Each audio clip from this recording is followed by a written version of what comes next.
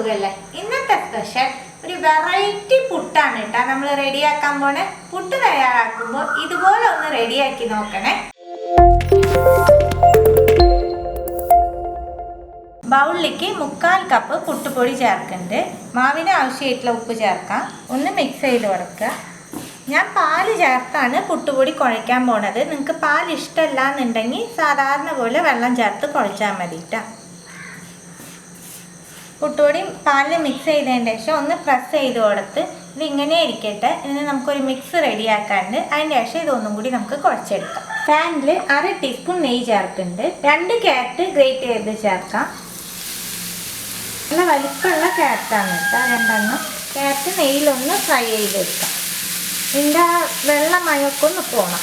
Carrot നല്ലോണം dry ആകുമ്പോൾ ഇതിലേക്ക് 1/2 കപ്പ് ചിരകിയ നാളികേരം ചേർക്കുന്നുണ്ട്. നിങ്ങൾക്ക് കൂടുതൽ നാളികേരം വേണമെന്നുണ്ടെങ്കിൽ ചേർത്തോളൂ കേട്ടോ. നാളികേരം ഒന്ന് നല്ലോണം ചൂടാക്കി എടുക്കാം. നാളികേരം നല്ലോണം ചൂടാകുമ്പോൾ ഇതിലേക്ക് കുറച്ച് കാഷ്യൂ ഗ്രേറ്റ് ചെയ്ത് ഇട്ട് കൊടുക്കാം. കാഷ്യൂം ചേർത്ത് ഒന്ന് മിക്സ് ചെയ്തതിന് ശേഷം ഈ മിക്സിന് പകുതി എടുത്ത് മാറ്റുന്നുണ്ട്. ബാക്കി പകുതിയിലേക്ക് 2 ടേബിൾ സ്പൂൺ പൊടിച്ച ശർക്കര ചേർക്കാം. ഇതും കൂടി ചേർത്ത് നല്ലോണം മിക്സ് ചെയ്ത് കൊടുക്കുക. ശർക്കര ചേർത്ത് നല്ലോണം മിക്സ് ആയതിന് ശേഷം ഫ്ലെയിം ഓഫ് ആക്കാം. നിങ്ങൾക്ക് ഏലക്കപ്പൊടിയുടെ സ്വാദ് ഇഷ്ടമാണെന്നുണ്ടെങ്കിൽ കുറച്ച് ഏലക്കപ്പൊടിയും കൂടി ചേർത്തോളൂ കേട്ടോ. ഉപ്പ് ചേർക്കണ്ട, നമ്മൾ പുട്ടുപൊടിയിൽ ഉപ്പിട്ടുണ്ട്, അത് തന്നെ ഉപ്പ് ചേർക്കേണ്ട ആവശ്യമില്ല. ഇത് തണുക്കുമ്പോഴേക്ക് നമുക്ക് പുട്ടുമാവ് നോക്കാം. ഒന്നും കൂടി മാവ് നമുക്ക് മിക്സ് ചെയ്യാം. മാവ് ഞാൻ മിക്സിയിലിട്ട് ഒരു പൾസ് മോഡ് കൊടുത്ത് എടുക്കുന്നുണ്ട് കേട്ടോ. നിങ്ങൾക്ക് വേണമെന്നുണ്ടെങ്കിൽ ചെയ്താൽ മതി. അങ്ങനെ ചെയ്യുമ്പോൾ മാവ് കുറച്ചും കൂടി സോഫ്റ്റ് ആയിട്ടുണ്ടാവും. ജസ്റ്റ് ഒന്ന് കറക്കിയാൽ മതി കേട്ടോ. ബൗളിലേക്ക് തിരിച്ച് മാവ് ഇട്ട് കൊടുക്കാം. നമ്മൾ നേരത്തെ പകുതി മാറ്റി വെച്ചില്ലേ ക്യാരറ്റിൻ്റെ മിക്സ്, അത് ഈ മാവിലേക്ക് ചേർക്കുന്നുണ്ട്. ഇപ്പം എല്ലാവരും ചോദിക്കും പുട്ട് എന്ന് പറയുന്നത് എളുപ്പ പരിപാടിയാണ്, ഇത്ര സംഭവം ചെയ്യണമെന്ന്. ഞാൻ എപ്പോഴും ചെയ്യണമെന്നല്ല പറയുന്നത്.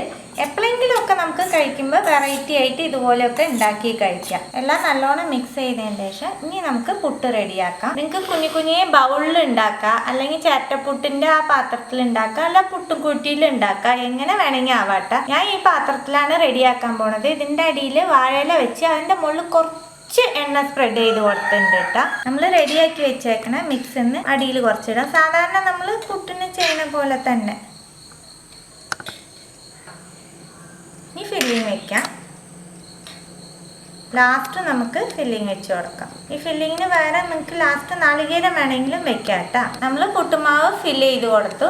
സ്റ്റീമറിൽ വെള്ളം തിളക്കിയിട്ട് പുട്ട് വേവിക്കുന്ന പോലെ തന്നെ 10 മിനിറ്റിൻ്റെ അടുത്ത് വേവിച്ചെടുക്കാം. മുകളിലും ഒരു ഇല വെച്ച് മൂടി കൊടുക്കാം. ഇവിടെ അടപ്പ് വെച്ച് വേവിച്ചെടുക്കാം. പുട്ട് വെന്തുണ്ടാവും. നമുക്ക് തുറക്കാം. നമുക്ക് പുട്ട് ഇരുന്ന് വിടിയിക്കാം. നല്ല ചൂടുണ്ട് കേട്ടോ. അതാണ് ഞാൻ തുണി വെച്ചിട്ടാണ് പിടിക്കുന്നത്. എല്ലാവരും ഈ രീതിയിലൊന്ന് പുട്ട് തയ്യാറാക്കി നോക്കണം കേട്ടോ. പിള്ളേർക്കൊക്കെ ഒരുപാട് ഇഷ്ടമാവും. നല്ല വെറൈറ്റി ടേസ്റ്റാണ്. ട്രൈ ചെയ്ത് നോക്കിയിട്ട് നിങ്ങളുടെ ഫീഡ്ബാക്കൊക്കെ അറിയിക്കുക. പുതിയൊരു റെസിപ്പി ആയിട്ട് അടുത്ത വീഡിയോയിലാണ്. See you. ബൈ.